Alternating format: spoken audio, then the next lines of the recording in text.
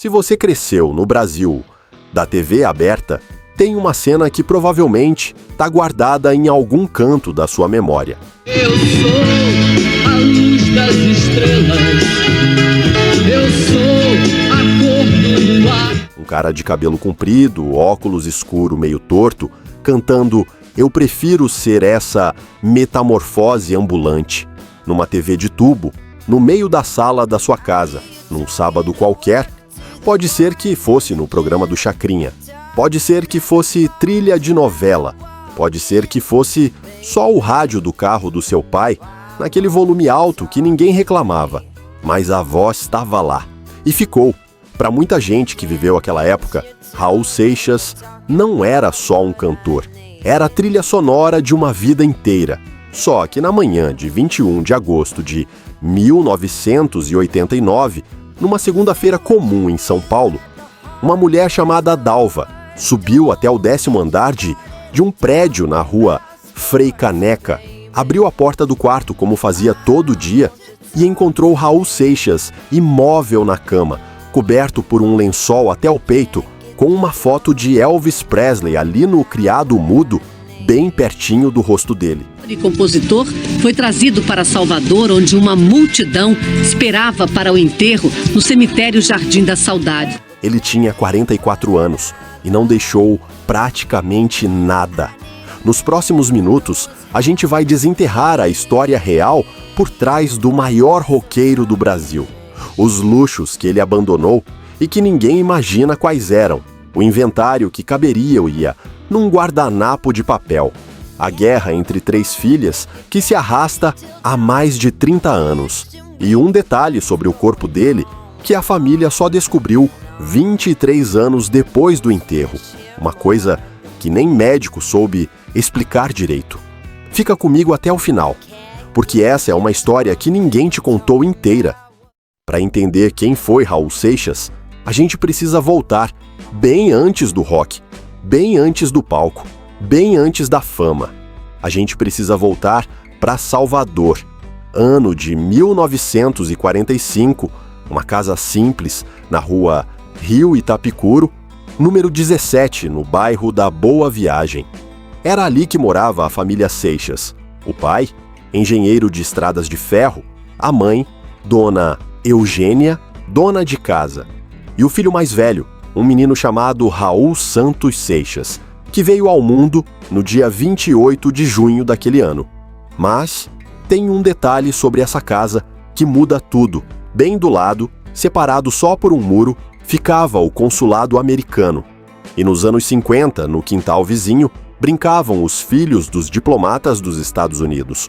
Eles traziam coisas que nenhum menino baiano tinha acesso na época. Discos de Elvis Presley, Little Richard, Jerry Lee Lewis. Enquanto o Brasil inteiro dançava baião e ouvia Luiz Gonzaga no rádio, o pequeno Raul ouvia rock americano pela janela. E aprendia inglês antes mesmo dos 15 anos. Olha que curioso. Essa coincidência geográfica, esse muro que separava 2 culturas, foi o que plantou a semente do que viria a ser o pai do rock brasileiro. Não foi escola, não foi professor, foi um acaso de vizinhança. Na escola, a história era outra. Raul odiava estudar. É um capeta. Ele e o irmão aprontavam toda hora, não era todo dia, não. Repetiu 3 vezes a 2ª série do ginásio no Colégio São Bento. Os pais, desesperados, transferiram para o Marista. Não adiantou. Ele só conseguiu terminar a 3ª série e parou por aí.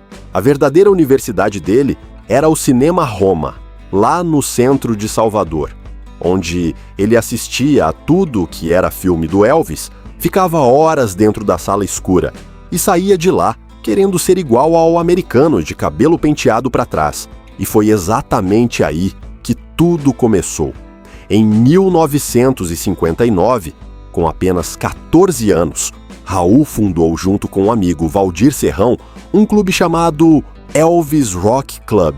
Mas espera, porque tem mais. Não pense que era um clube tranquilo de jovens sentados numa roda ouvindo disco. Não era nada disso.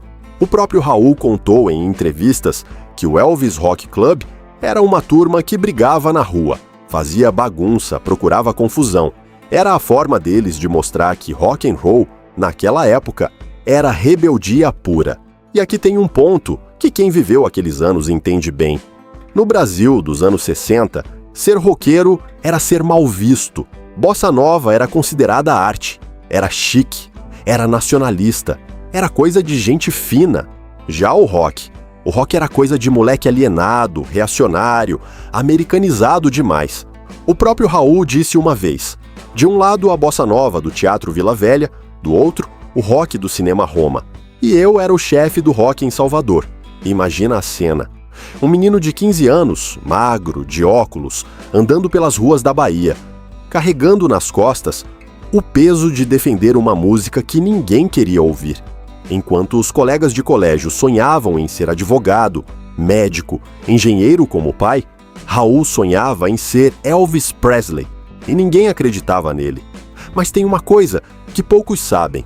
Esse moleque que não passava de ano, que vivia em pé de guerra com a escola, que era visto como caso perdido, esse mesmo moleque estava prestes a fazer uma coisa que mudaria a música brasileira para sempre. E o caminho até lá ia passar por um encontro improvável com um sujeito que ninguém conhecia ainda, mas que um dia se tornaria o segundo escritor mais lido do planeta. A história começa a mudar, para valer, em 1967. Raul tinha 22 anos, estava casado com a primeira mulher, uma americana chamada Edith, filha de um pastor protestante, que não queria a filha namorando um roqueiro fracassado. Para agradar o sogro, Raul fez o impossível, se enfiou nos livros e passou no vestibular para Direito, Filosofia e Psicologia.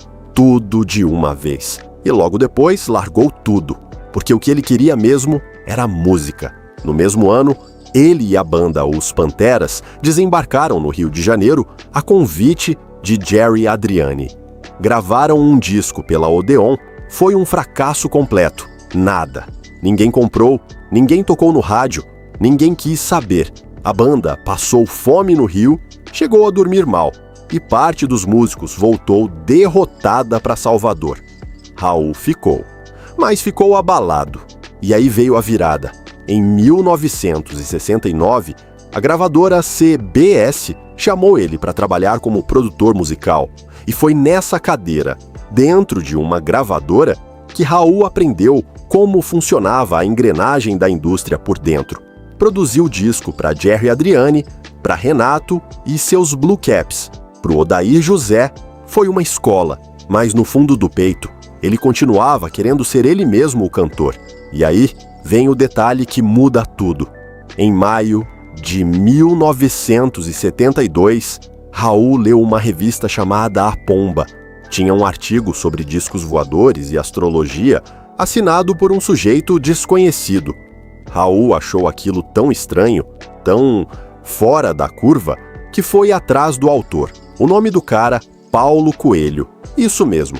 O Paulo Coelho, que hoje vende livro no mundo inteiro, naquela época era um jornalista metido com ocultismo que ninguém conhecia.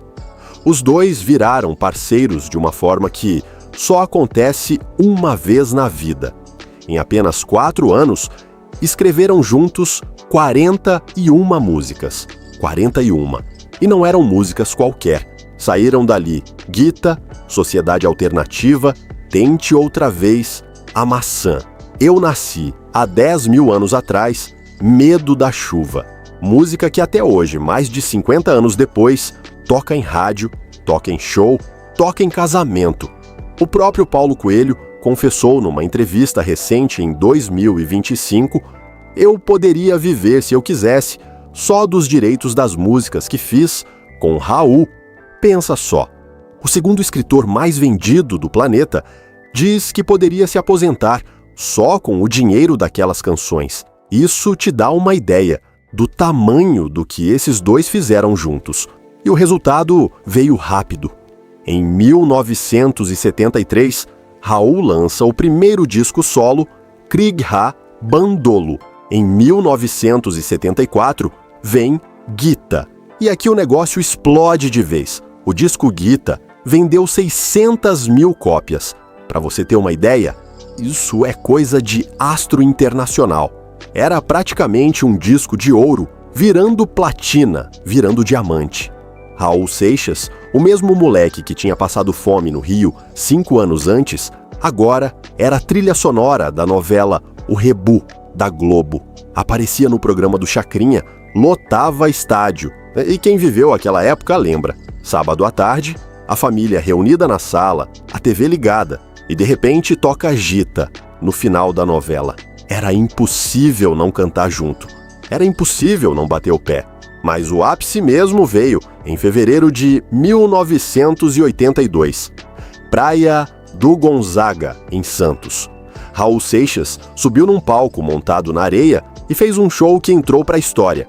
Entre 150 mil e 180 mil pessoas. Você leu certo, quase 200 mil pessoas espremidas numa praia para ver um homem cantar. Para você ter dimensão, isso é mais gente do que cabe no Maracanã, lotado, 2 vezes. Foi um dos maiores públicos da história da música brasileira até hoje. E aí qualquer pessoa olha para essa cena e pensa a mesma coisa. Esse cara tava ricaço, tinha que estar nadando em dinheiro. E faz todo sentido pensar assim. Quem lota uma praia inteira, vende 600 mil cópias de disco, toca em novela das 8. Certamente faturou alto. É lógica básica. Só que a realidade era bem diferente. E quem contou isso foi a pessoa que mais conhecia Raul no mundo, a própria mãe dele, Dona Eugênia. Numa entrevista, anos depois da morte do filho, ela soltou uma frase que ninguém esperava ouvir. Raulzito não ligava para dinheiro, nunca trazia dinheiro no bolso. Tudo que entrava era administrado por outros, pelo advogado, pela esposa da vez, pela secretária. Pois é, o homem que levou 180 mil pessoas para uma praia em Santos não tinha controle sobre o próprio dinheiro. E é exatamente aí que essa história começa a ficar estranha. Porque o cara que cantava para estádios cheios, o cara que era trilha de novela, o cara que era chamado de pai do rock brasileiro, esse mesmo cara, na hora em que morreu, não tinha uma única casa registrada no próprio nome. E o que ele tinha, ou melhor, o que ele não tinha quando o inventário foi aberto, é uma coisa que choca até hoje. Quando uma pessoa famosa morre no Brasil, a gente já está meio acostumado com o tipo de notícia que vem depois, 1 mês, 2 meses, e começa a aparecer reportagens sobre a herança, a mansão em tal lugar, a coleção de carros importados, a casa de praia, a fazenda no interior, o iate ancorado em Angra. É quase um ritual. Quanto maior o artista, maior a fortuna que aparece. Com Raul Seixas, todo mundo esperava a mesma coisa. Afinal, era Raul Seixas, o cara que vendeu 600 mil cópias de um disco só. O cara da Praia do Gonzaga. O cara que tocou no Chacrinha. Quando o inventário foi aberto, em 1992, 3 anos depois da morte dele, o Brasil esperava descobrir uma fortuna escondida, propriedades em várias capitais, alguma coisa à altura do tamanho do nome. Mas o que apareceu no documento oficial deixou todo mundo sem entender. Nenhum imóvel, nenhuma casa, nenhum apartamento, nenhum terreno, em lugar nenhum do Brasil, nenhum carro registrado no nome dele, nenhum barco, nenhum avião, nenhuma fazenda, nenhuma joia, nenhum investimento, nenhuma aplicação financeira, nada, absolutamente nada. O único bem material que aparecia no inventário oficial de Raul Seixas eram 300 cruzados novos numa caderneta de poupança do Bradesco. 300 cruzados novos, convertidos pelo Banco Central para valores de hoje, com correção pelo IPCA, isso dá exatamente R$ 551,88. Pausa aí. O homem que é considerado o pai do rock brasileiro, o cara que escreveu mais de 300 músicas que tocam até hoje no rádio, o cara que reuniu 180 mil pessoas numa praia, morreu deixando menos do que custa um par de tênis decente, R$ 551. É o valor de uma conta de luz de uma casa grande.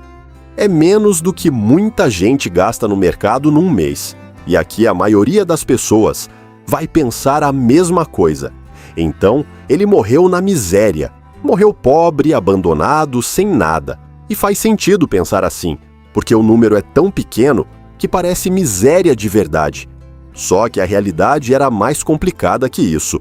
Quem rebateu publicamente foi a própria filha dele, Vivian Seixas. Ela explicou que o pai vivia confortavelmente até o fim, recebia direitos autorais todo mês. No último ano de vida, fez 50 shows pelo Brasil inteiro, com plateias grandes, com cachê, recebeu disco de ouro póstumo. Não era miséria, era outra coisa. Era simplesmente um homem que ganhava bem, mas não convertia nada em patrimônio. Tudo que entrava, saía. Para aluguel, para estúdio, para acompanhar a vida errante, para bancar o estilo de vida que ele escolheu. Agora presta atenção nesse detalhe, porque é aqui que a coisa fica simbólica. Em São Paulo, nos últimos anos de vida, Raul Seixas morou em pelo menos 6 endereços diferentes. Uma casa no Butantã, perto da USP, um apartamento no Itaim Bibi, outro no Brooklyn e o último, o famoso, o edifício Aliança, na rua Frei Caneca, número 1100, apartamento 1003, no bairro da Consolação. Todos esses endereços tinham uma coisa em comum: nenhum era dele. Todos eram alugados. O pai do rock brasileiro morreu inquilino. Hoje em dia, o prédio da Frei Caneca virou ponto de peregrinação. A Prefeitura de São Paulo instalou uma placa de memória na fachada e fãs do mundo inteiro vão até lá tirar foto, deixar flor, prestar homenagem. Mas o apartamento 1003 segue sendo um imóvel residencial qualquer. Não virou museu. Não virou nada. Alguém mora lá hoje, provavelmente sem fazer ideia de quem morreu naquela cama. E em Salvador, a cidade onde ele nasceu, a casa de infância dele, lá na rua Rio Itapicuru, número 17, no bairro da Boa Viagem, aquela casa onde o moleque ouvia Elvis pela janela do consulado americano, hoje funciona uma loja maçônica no endereço. Pensa na ironia. O homem que fundou a sociedade alternativa, que mergulhou no ocultismo, que seguiu a filosofia daquele inglês maluco chamado Aleister Crowley, que escreveu o hino dizendo: "Faze o que tu queres, pois é tudo da lei." A casa de infância dele virou sede de maçonaria.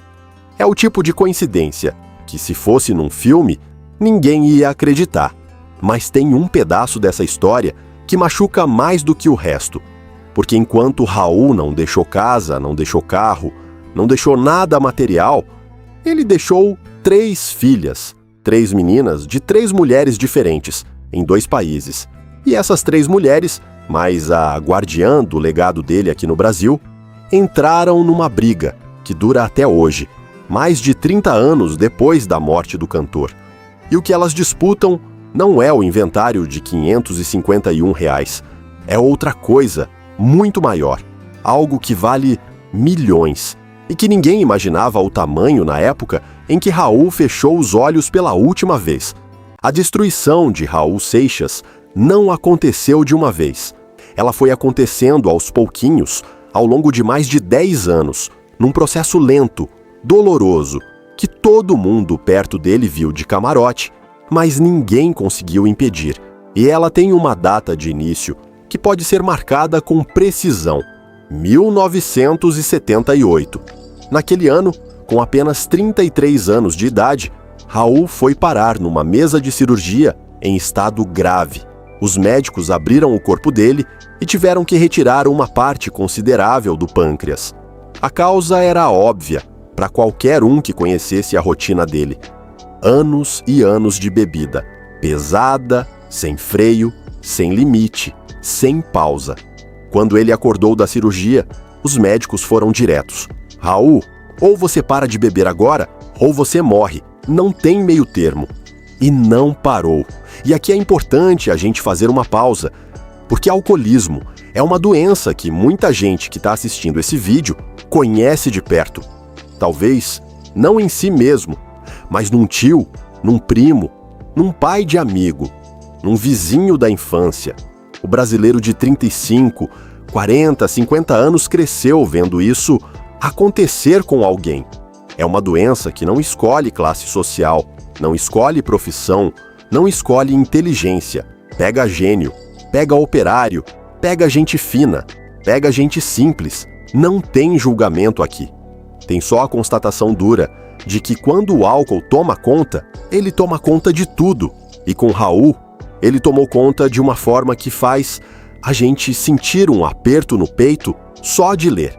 A quarta companheira dele, Kika Seixas, escreveu um livro contando como foi, e os relatos são daqueles que a gente preferia não saber.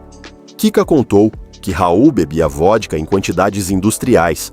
Quando o estômago já não aguentava mais destilado, ele migrou para a cerveja, que ele tomava em sequências infinitas. E quando nem isso bastou, ele começou a usar uma coisa chamada éter etílico. Aquilo empestava o apartamento inteiro, o prédio inteiro.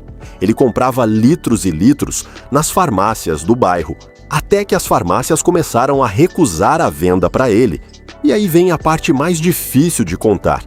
Para continuar tendo acesso ao éter, Raul chegou a mandar uma menina de 11 anos, filha de uma das companheiras dele, ir comprar o produto para ele. Uma criança de 11 anos, descendo na farmácia da esquina, comprando éter para o Raul Seixas. Quem leu o livro da Kika nunca esqueceu essa cena. E o fundo do poço veio quando ela percebeu que ele tinha começado a beber álcool de limpeza, daquele de supermercado, trancado dentro do banheiro. Quando ela conseguiu interná-lo, uma médica disse uma frase que resume tudo. Esse homem não fala, ele está sempre representando. O corpo foi cobrando diabetes, hipertensão, hepatite crônica, pancreatite que não dava trégua.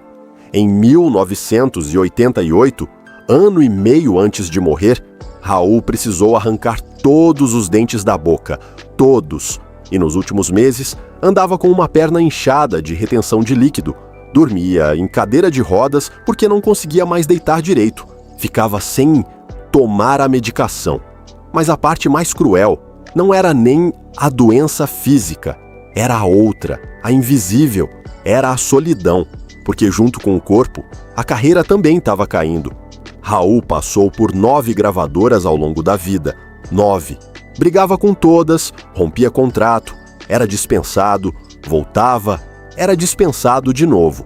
Em determinado momento, um executivo de gravadora declarou em voz alta uma frase que virou famosa nos bastidores: "Eu já tô vacinado contra Raul Seixas."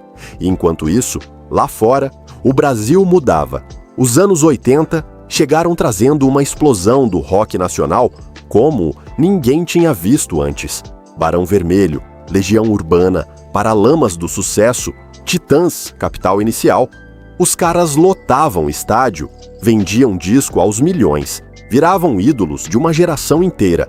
E Raul Seixas, o homem que tinha aberto o caminho para todos eles, o cara que era literalmente chamado de pai do rock brasileiro, estava sem gravadora, sentado em casa, vendo a festa passar pela janela. Ele mesmo soltou uma frase numa entrevista que dói só de ouvir. Às vezes, minha música tá tocando numa padaria que não quer me servir. Imagina a cena. Raul Seixas, descabelado, doente, entrando numa padaria de bairro para comprar um pão. E na rádio do balcão, tocando Maluco Beleza. E o atendente olhando para ele de cima a baixo, achando que era um mendigo qualquer, e mandando ele sair. Isso aconteceu. Não é metáfora, é relato dele mesmo. Os últimos meses foram assim. Sozinho num apartamento alugado em São Paulo, sem mulher, sem empresário, sem gravadora, sem carro, sem nada. A única companhia certa era a empregada Dalva Borges, que ia lá durante a semana cuidar da casa, fazer comida e, principalmente, garantir que Raul tomasse a injeção de insulina, porque ele era diabético e a insulina era a única coisa que segurava o corpo dele de pé. E foi exatamente aí que o destino pregou a peça mais cruel. Naquele último fim de semana, dias 19 e 20 de agosto de 1989, Dalva não estava trabalhando. Era sábado e domingo, dia de folga. Raul ficou sozinho no apartamento da Frei Caneca. Bebeu e não tomou a insulina. Ninguém ali para lembrar, ninguém ali para obrigar, ninguém ali para cuidar. Na noite de domingo, o zelador do prédio foi a última pessoa que viu ele com vida. Na manhã de segunda-feira, 21 de agosto, Dalva chegou cedo, como fazia todo dia. Subiu até o 10º andar, abriu a porta, foi até o quarto. Encontrou Raul deitado, coberto e até o peito, sereno. Tentou acordá-lo, como sempre fazia. Ele não respondeu. Geralmente, bastava qualquer ruído para Raul abrir os olhos. Dessa vez, nada.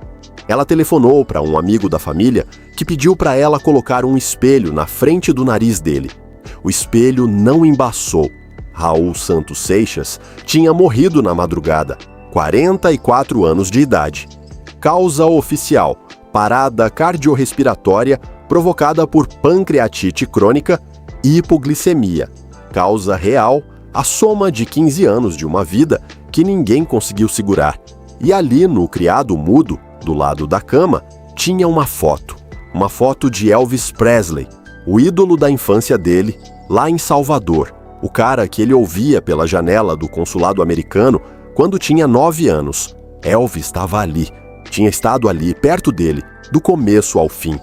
Mas se você acha que a história termina aqui, com a morte do cantor naquela manhã de segunda-feira, você tá enganado. Porque o que aconteceu nos 2 dias seguintes, no velório em São Paulo e no enterro em Salvador, é uma cena tão cinematográfica, tão impressionante, que parece roteiro de filme. E foi nesse momento que começou outra coisa, uma coisa que ninguém previu, uma briga que dura até hoje.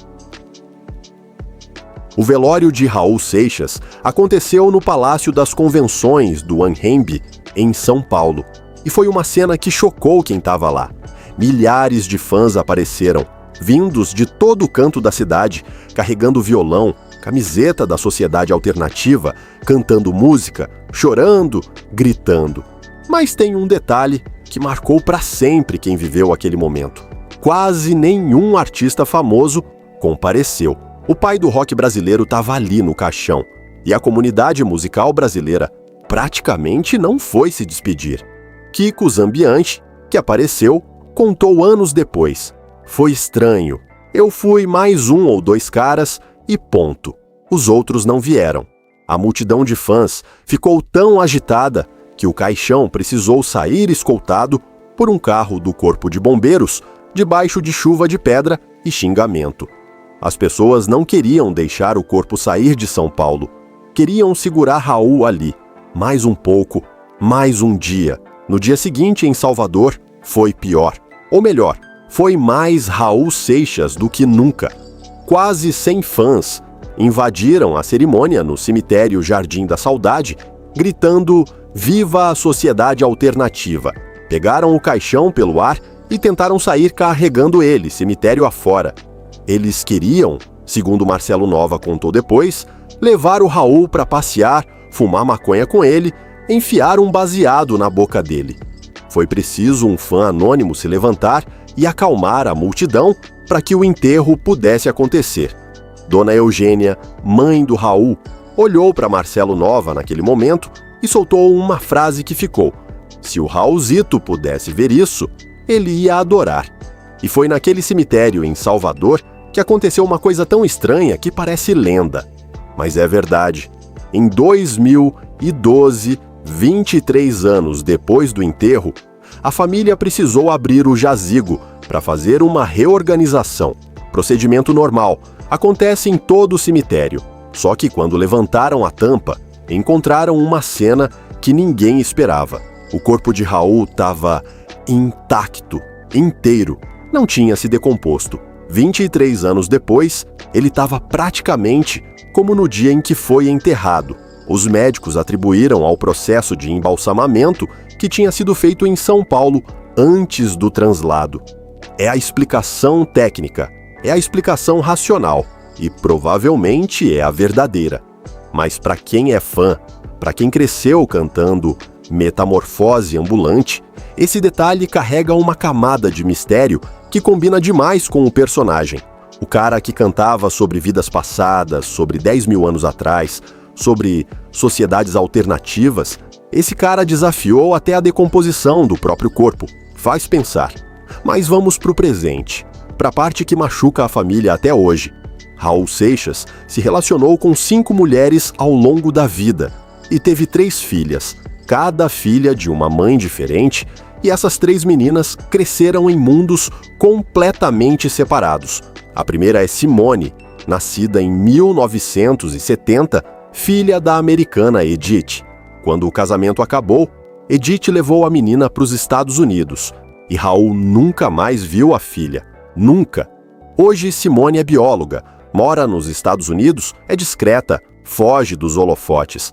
A segunda é Scarlett, nascida em 1976, filha de outra americana, a Gloria Vaquer. Mesma história.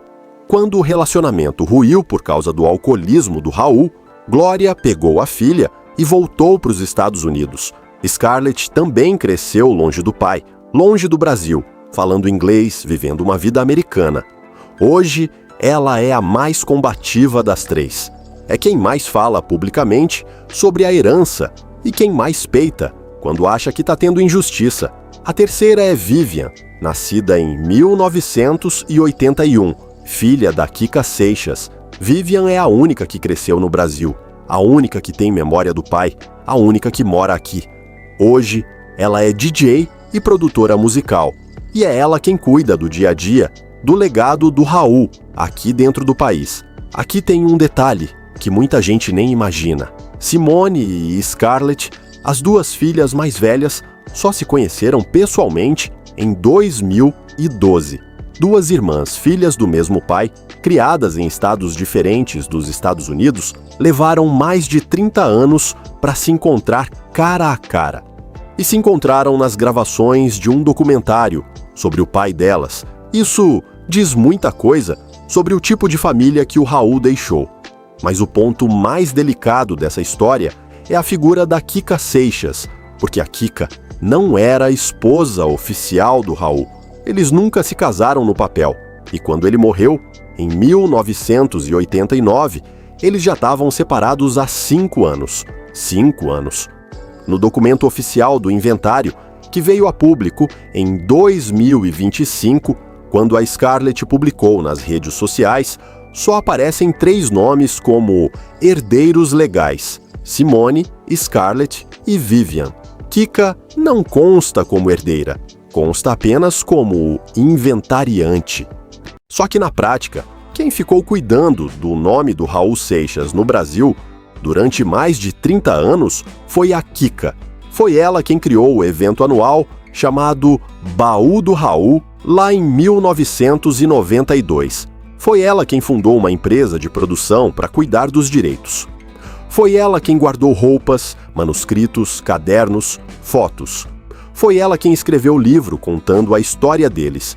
E foi ela, em parceria com a filha Vivian, quem virou na prática a guardiã do legado dentro do Brasil. E aqui é onde a tensão fica visível, porque tem quem diga que a Kika salvou o Raul Seixas do esquecimento, que sem ela não teria evento, não teria livro, não teria preservação nenhuma do acervo. E tem também quem argumente que ela se apropriou de algo que legalmente nunca foi dela. As filhas que moram nos Estados Unidos, principalmente a Scarlett, já reclamaram publicamente que projetos foram vetados na justiça pela Kika, que ela age como se fosse viúva, sendo que nunca foi casada, que ela controla decisões que deveriam passar pelas 3 herdeiras. E aí fica a pergunta: quem tá certo? Eu não vou responder. Esse é o tipo de coisa que cada um tem que pesar e decidir por conta própria.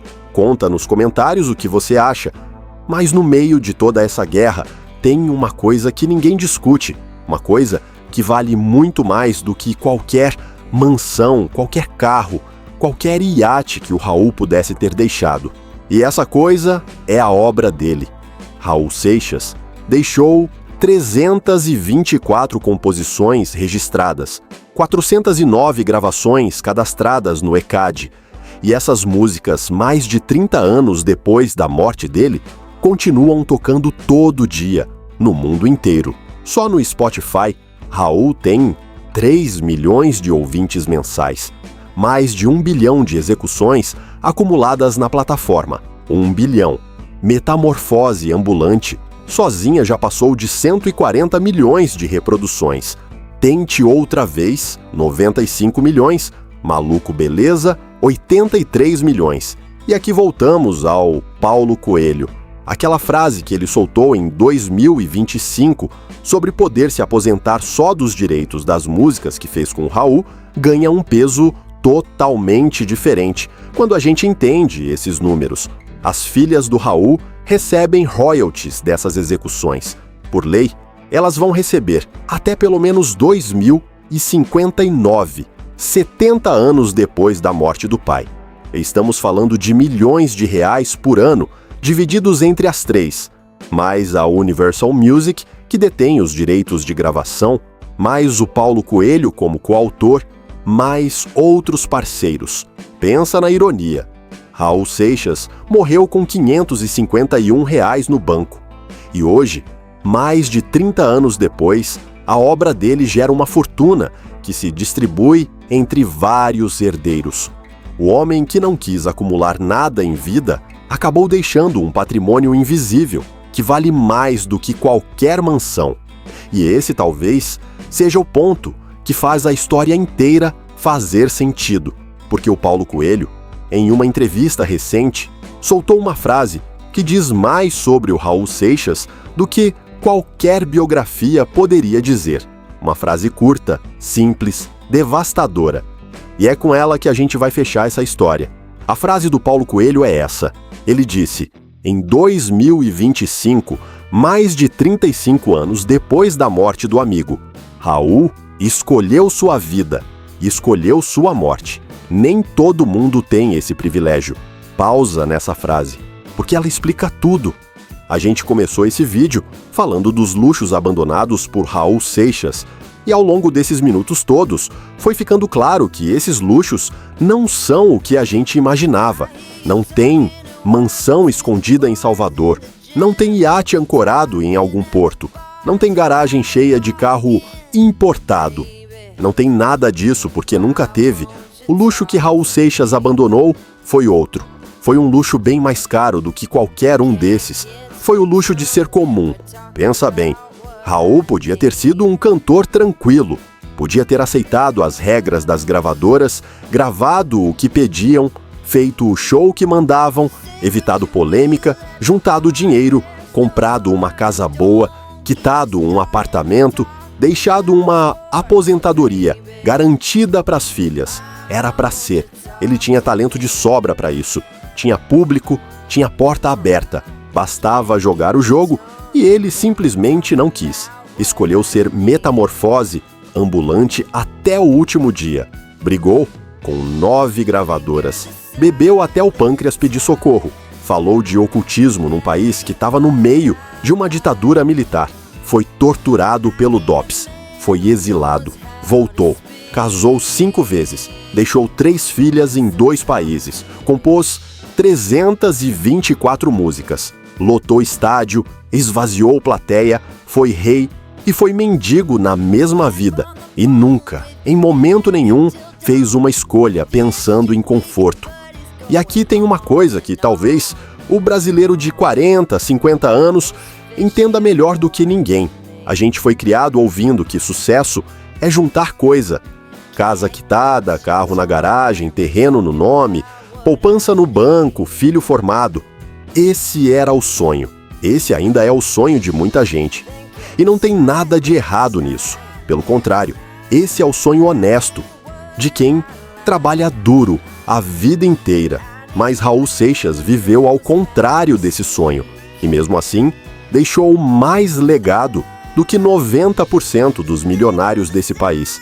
1 bilhão de execuções no Spotify. Música tocando em rádio todo dia, no Brasil inteiro. Letra que vira tatuagem, frase que vira manifesto. Uma expressão maluco beleza que entrou no vocabulário do brasileiro para sempre e que muita gente usa sem nem saber de onde veio. E o que sobra dessa história toda, no fim, é uma constatação simples. O que fica de uma pessoa não é o que ela teve, é o que ela foi. E o Raul, com todos os defeitos, todos os excessos, todos os erros, todas as tragédias que ele mesmo criou, o Raul foi inteiro. Foi ele do começo ao fim. Não fingiu, não dobrou, não pediu desculpa.